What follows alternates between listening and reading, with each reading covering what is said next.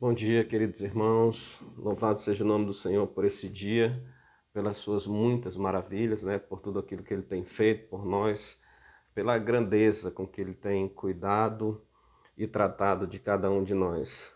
Na minha devocional dessa semana, dessa manhã, queria compartilhar com você de Gênesis capítulo 12, versículos 7 e 8, que diz e narra um pouco daquilo que era o pensamento de Abraão e de como ele vivia as experiências dele.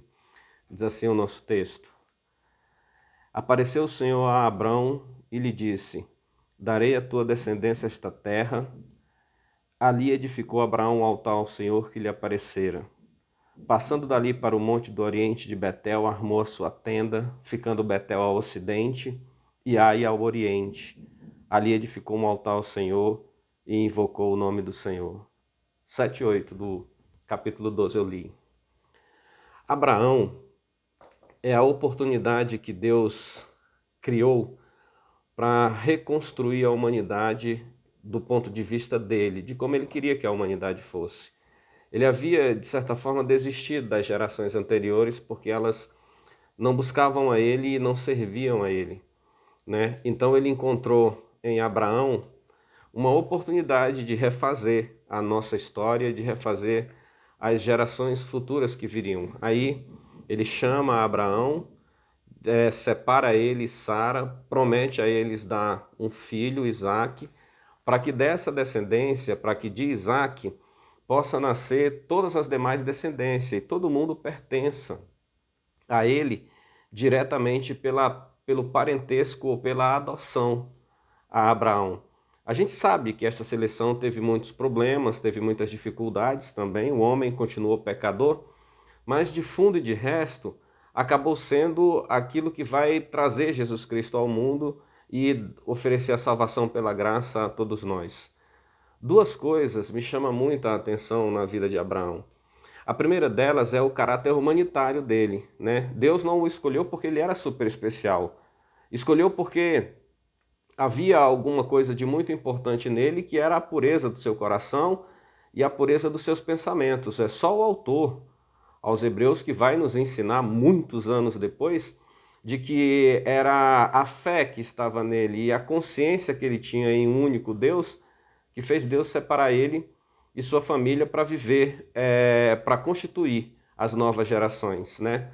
A segunda coisa, tão importante quanto essa, é o desejo de Abraão e os pensamentos dele em servir ao Senhor. Abraão não tinha muitos recursos para servir ao Senhor. Ele havia saído da sua terra, havia saído da sua casa. Então o que ele faz? Em 2 versículos, logo depois de ser chamado por Deus para construir uma nova geração e ter aceitado, em 2 oportunidades seguidas ele faz culto ao Senhor. Diz o texto, né? Os 2 versículos que eu li fala que ele levantou um altar e invocou o nome do Senhor nos 2 lugares onde ele passou. Em Betel, é um lugar que ele vai fazer, e aonde Deus apareceu para ele no carvalho de Moré, nos carvalhais de Moré. Esse era Abraão, o nosso pai. Veja, isso aqui que é uma grande lição para a minha vida e que eu queria compartilhar com você do que eu aprendo com essa experiência aqui. Ele foi chamado por Deus, tinha uma promessa de Deus, ele acreditava em Deus, mas ele não tinha nada, ele não tinha recursos, ele não tinha como fazer as coisas. Aí ele levanta um altar para invocar o nome do Senhor e glorificar a Ele. Veja, é muito parecido comigo e com você. Nós não temos nada, não temos recursos, não temos condições para fazermos as coisas. Muitos de nós sequer têm a noção do que fazer para agradar ao Senhor e para viver com Ele. Então nós devemos aprender com Abraão, devemos recorrer a Abraão e aprendermos com ele de que a melhor alternativa e a melhor forma para vivermos com ele e buscarmos ele é fazendo culto. Queridos irmãos, Abraão, assim que foi chamado, fez 2 cultos ao Senhor nos 2 lugares onde ele estava, para servir ao Senhor. Essa é uma semana muito importante para a nossa vida, é uma semana que Deus nos deu e Ele tem muitas coisas a realizar em nós. Ele tem promessas para cumprir na nossa vida, Ele tem coisas que Ele quer operar em nossa vida.